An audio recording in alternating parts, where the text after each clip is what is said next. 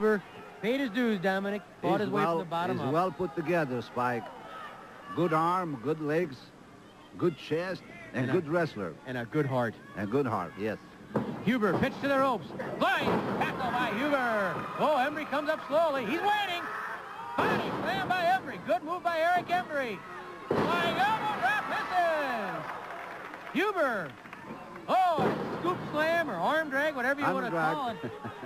He whipped him over. Spike, I think, is watching his knee a little bit.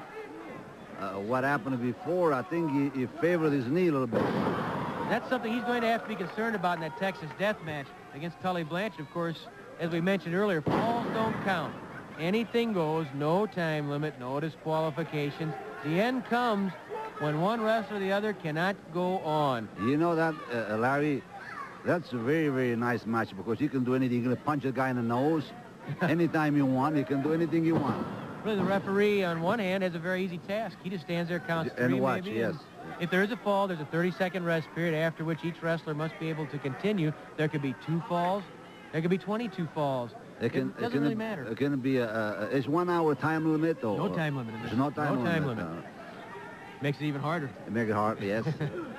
Embry pitches Huber to the ropes. Huber stumbles down. Caught that knee very badly.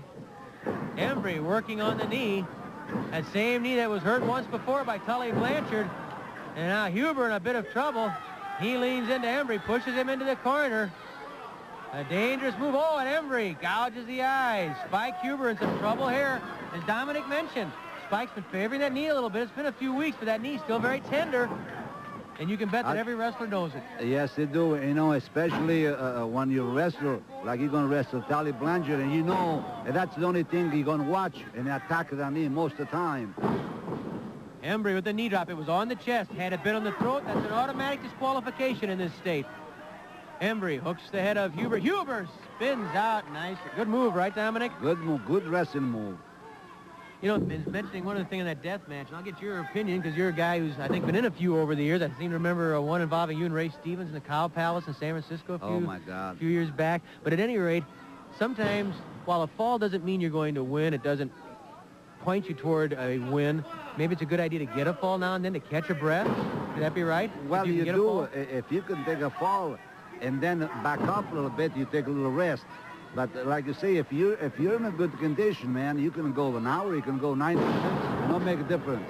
Nice suplex. Excellently delivered by Eric Embry. Embry really giving an excellent account of himself, just as Al Perez did against Tully Blanchard. A couple of good, hard-fought matches. Nice saddle suplex by Embry. Huber. Smile, too. Embry showing good strength for a man who's not that terribly big. You say he's not big. He weighs 220-some pounds. Not a big man. That shows a wrestling mentality. Well, if you go against Brody and men like that, it's a different thing.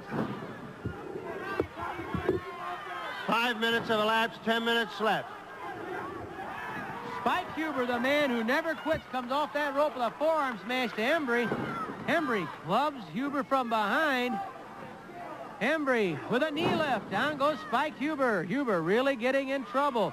Is it possible, Dominic, when you get in the type of situation that Huber and Blanchard are, you start looking ahead? And maybe Spike didn't pay quite the attention he would have normally paid to this match because he's thinking to October the 7th and a Texas death match. And I think probably he does. But the same thing, I can see Spike's face. He's thinking what's going on there. He's thinking the match is going to come up, but he's thinking here what he's going to do. Whoa! Tremendous slam by Huber, plucking Embry right off the second rope. And Spike Huber rips into Eric Embry. Spike Huber grabs the arm. Embry whipped to the ropes.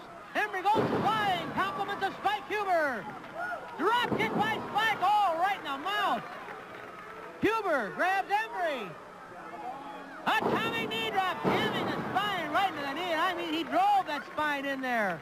Huber hurls him to the ropes, catches him. Oh, he has him up. The crowd yells, spin him. And Spike Huber sends Eric Embry for a ride. The airplane spin by Huber. Poises, look out below. Reverse power slam in the bridge. Count of 1, 2, and 3. He grabs Duncan. And Brown takes advantage of it before he steps outside the ring. That headlock by Andrews. Duncan rolls Andrews Lee Warren caught Duncombe pulling tight. Wait till me and the Bruiser get a hold of him, says Bulldog Brown. Bobby Duncombe will have his hands full against the solid, capable Mike George. And, of course, Horton will be with Greg Valentine, the Hammer, Johnny's son, against Bulldog Brown and Dick the Bruiser. Andrews comes off the ropes and catches a knee lift into the stomach from Bobby Duncombe. The 300-pound former Big Red football lineman took advantage of the knee right there and used it on the stomach of Andrews, and now he takes advantage of Horton's knee. Duncombe tags Cowboy Bob Orton. Orton sees that rib open and takes advantage. That Cowboy Bob Orton is a real opportunist. Orton lifts Andrews into the air. Orton much stronger than you would suspect. He has that great tendon strength. Look at that. Orton doing some pressing of his own, and then a backbreaker by Cowboy Bob Orton. Beautifully delivered. Orton hits the second rope. Cowboy Orton comes flying off with that forearm. Then Orton goes after Brown. Cowboy Bob Orton pounding on the Bulldog and knocks him out of the ring. Orton, he's a little hot at Bulldog Brown. He goes outside. Look out!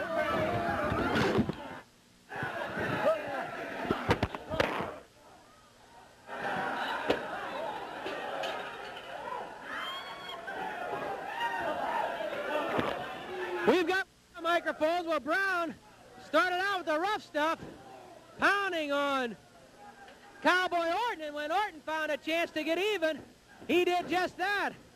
Believe me, Brown's still down outside the floor, on the floor after he was slammed into the press table and then battered over the head by that steel pitcher.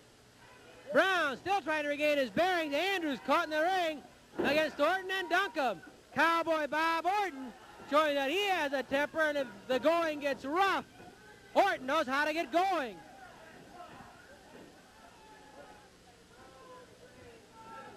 Brown still outside the ring holding his head. He was really clobbered by Orton after Orton delivered a tremendously impressive backbreaker to Tom Andrews. Well, now, do you think Orton's going to back down from the Bruiser or Brown? I guess we just found out the answer. Bulldog still doubled up. Here comes Orton outside the ring on Brown again. Brown knocked down by Cowboy Orton out here on the floor. If we can get a look at it, outside on the floor, Orton battering Brown. Orton strangling Brown out on the floor. Referee Chuck Riley trying to come and pull Orton off of Brown. Orton stomping on Brown's head outside the ring. And I'll tell you something, Cowboy Bob Orton twice now has caught Brown and really rocked Brown. Brown down on his knees, and I'm sure that Cowboy Bob Orton has made an impression on Mr. Brown. Bobby Duncombe pounds on Andrews. Duncombe stomping on Andrews. Andrews has been trapped in there all by himself this entire period. Orton coming off the second rope with a forearm smash on Andrews. And Cowboy Bob Orton making his presence known with a vicious attack on Brown. And now on Tom Andrews, here comes Brown up behind Orton. Tag made to Duncombe. Orton and Duncombe tagging effectively.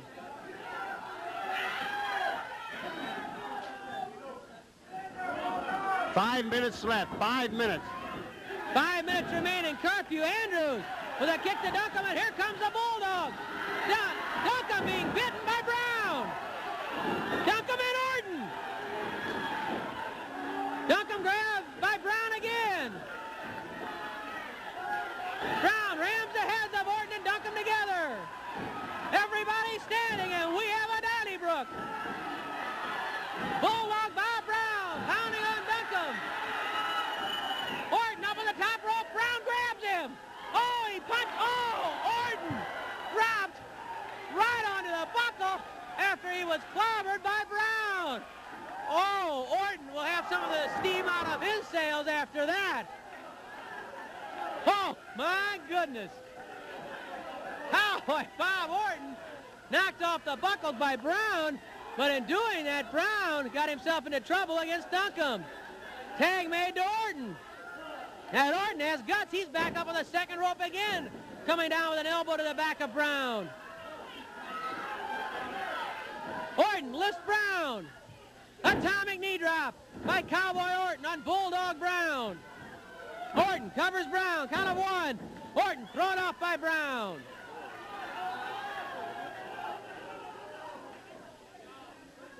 Orton going for the suplex on the Bulldog. Brown blocks it. Brown takes Orton up. Suplex by Brown on Orton. Here comes Duncombe.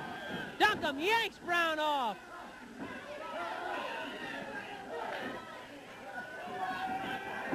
Andrews slams Orton into the corner. 3 minutes left. 3 minutes. Bob Orton taking his lumps at the hands of Tom Andrews. It's most falls to curfew. No falls yet. Here comes Duncombe into the ring, and Orton had enough presence of mind to hang on to Andrews. And now it's amazing that Orton can do anything after what happened to him. Andrews pounds Duncombe into the corner. Whoops. Duncombe into the corner. Andrews charges and misses. Duncombe sidesteps as Andrews came charging in. Bobby Duncombe whips Andrews to the rope. Catches him coming off with a flying elbow smash. Duncombe, big knee drop into the chest. Orton yells, "Give him to me, give him to me." Duncombe tags Orton, and Cowboy Bob Orton goes into that ring uppercut to the jaw on Andrews. Orton grabs Andrews, lifts him to the air. Oh, he's dropping him on that top rope. He's trying to set Andrews up for that super suplex that Orton uses. Andrews, look at this. Orton up on the ropes. It's legal as far as I can see it. Andrews comes off. Oh, a tremendous suplex by Cowboy Bob Orton. And Orton has the first fall over Tom Andrews. Chuck Riley trying to get Brody back. Brody pounds on the head of Nixon with that forearm, driving the forearm across the skull of Nixon. Brody pounding on Nixon. Brody yanks Nixon out of that corner and whoops him across the ring, manhandling a 250-pounder. Brody with a forearm to the rib cage. Brody pulls Nixon's head forward into a front face lock. Is it a strangle? It's hard to tell, just to get around the big burly arms of Brody to find out if the throat is clear. Brody just turns Nixon around easily. And then Brody clubs Nixon again. What an awesome, frightening sight is King Kong Brody when he's on the rampage. Nixon is clubbed to the mat by Brody. Brody with a kick to the jaw. Another kick to the head by King Kong Brody. So far, he's running roughshod over Bill Nixon. Oh, one arm body slam by Brody. He really lifted him with just one arm and slammed Bill Nixon. Brody stalks the ring as Nixon tries to get his breath back after that body slam. Kick to the head by Brody, dishing out the punishment. Almost nobody can produce mayhem like King Kong Brody. The question is, how will Andre the Giant stand up against it? Brody with a kick to the stomach levels Nixon. It's all King Kong Brody right now. The forearm smash across the top of the head again. Nixon throws a smash against Brody. Brody just stands there. Nixon hits Brody again, and Brody just takes those forearm smashes. Look at Brody. Nixon not quite too sure what to make of it. Brody gouges the eyes. Flying mare by King Kong. Flying knee drop by Brody. 5 minutes have elapsed, 15 minutes left. Oh, Brody could have pinned him. Brody could have pinned him, but he just wasn't satisfied. He wanted to dish out more punishment yet to Bill Nixon. This Brody is something else. He's as big and strong and mean as anyone who has ever stepped inside a St. Louis ring. Brody clouts Nixon. Brody again lifts Nixon, has him up 6.5 foot in the air and slams him. Brody poises, leaps to the air and crushes Nixon. The giant knee drop by King Kong Brody, and King Kong